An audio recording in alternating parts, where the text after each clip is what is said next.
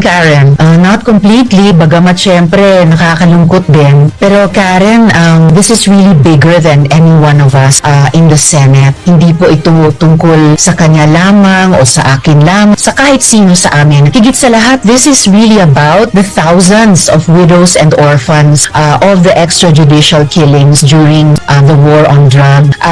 The Philippine National Police itself said they had documented about 6,000 of these killings. At ayon naman sa mga human rights organizations, maaring umabot ito sa 30,000 EJK victims at yung mga pamilya nila. So this is really about them. Accountability of government or the state to them. 7 taon na humihingi ng hustisya itong mga widows at orphans ng war on drugs. Well, after one files a resolution, i-refer ito ng plenary through the majority leaders sa appropriate committee, and whichever committee is referred to, sino man ang tagapangulo nun, may kumpiyansa ako sa bawat isa sa mga colleagues ko sa Senado na he or she will set a hearing, will schedule a hearing and call the resource persons.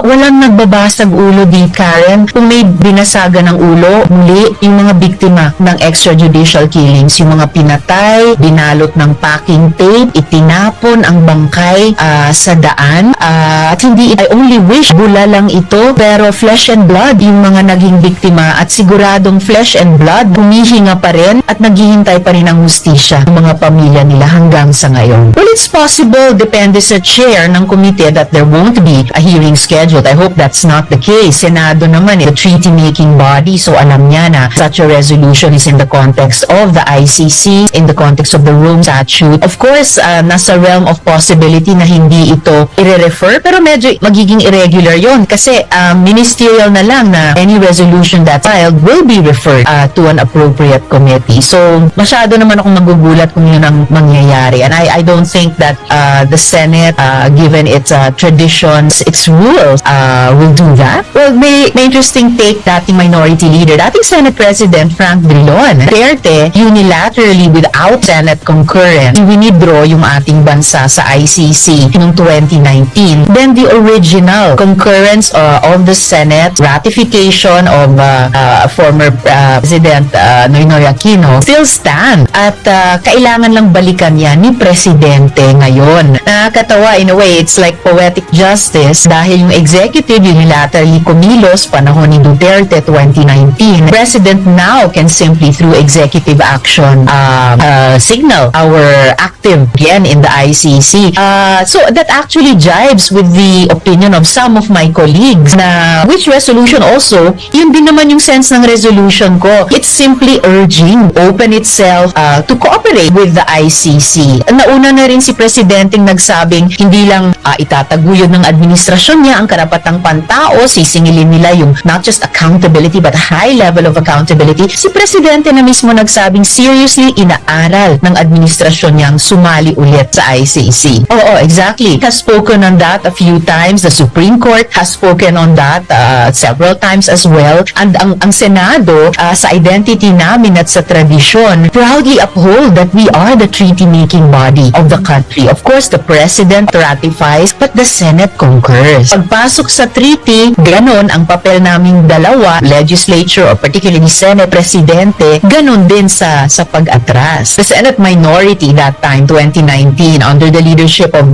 then Senate Minority Leader Frank Drilon, pumalag kami. No? So ngayon, kaya sabi ko nga parang poetic justice, karma sa ating lahat na now, former Senator Frank Drilon remind, dahil unilaterally ginawa yan ni Duterte noon. So on top yung Senate ICC, joining the ICC and under the Rome Statute. So ngayon, process-wise, pwedeng simpleng sabihin ni Presidente, a member of the ICC. We will again actively, I trust our courts, in principle, Karen, I do.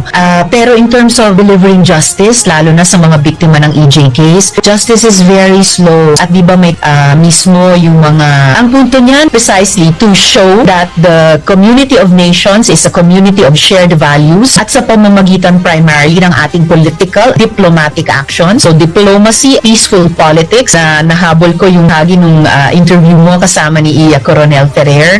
The community of nations, the international sa ganitong mga prinsipyo ng human rights at international humanitarian law can make a difference. Bigger coalition is a better coalition. I always say, And the same for all nations when we act together on common issues. Kung mabagal man yung pagbabago ng domestic politics, proseso at desisyon ng bawat sambayanan, pero malaking bagay, we, individual countries, international community, supporting us in our struggles. Well, it will benefit him as president of all of the Filipino people kasi dumadami sa atin ang nananawagan yan the past 7 years since Duterte withdrew us from there. As for VP Sara, she's perfectly capable of weakening herself politically on her own. Matagal na itong ipinapanawagan ng mga mamamayan ever since Duterte withdrew us from the ICC and the Rome Statute. Mula nung nagsimula yun ng EJK dito sa Pilipinas politics, it's really about Pag tinamaan ng iba't ibang sakit, kailangan bang bumili ng iba't ibang gamot? Masakit na sa bulsa o epekto, baka mabagal pa. Mga kababayan, panahon na ng pagbabago.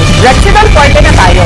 Bilis banat sa 4. 店のせいで踏み込む頃僕らは何もまだ知らぬ一線越えて振り返るともない僕らは何もまだ知らぬ歌って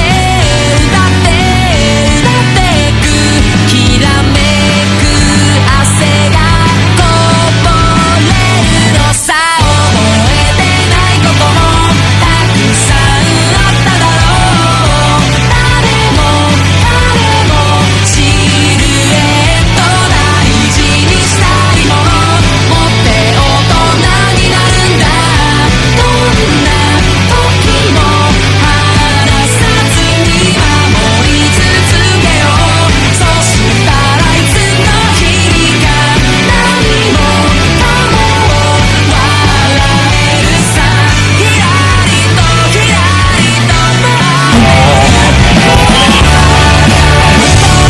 Sa pinat at sabay-sabay na sakit, may diskarte. Unilab quality yan. Paracetamol caffeine is a generic name of Rexall Forte. If symptoms persist, consult your doctor.